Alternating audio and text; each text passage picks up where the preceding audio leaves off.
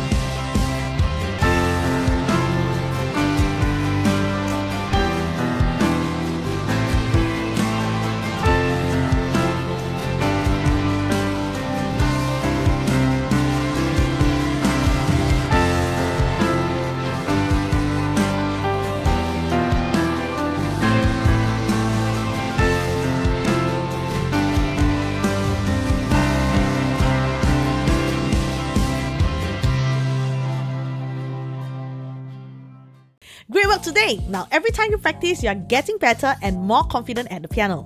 If you would like the extra support, I prepared resources like chord sheets, diagrams on my Patreon page to guide your learning further. And if you enjoyed this lesson, don't forget to like and subscribe and share so you won't miss what's coming next. Now keep learning, have fun. In the meantime, I'll see you in the next video. Hey there, thanks for watching and I hope you find this video helpful.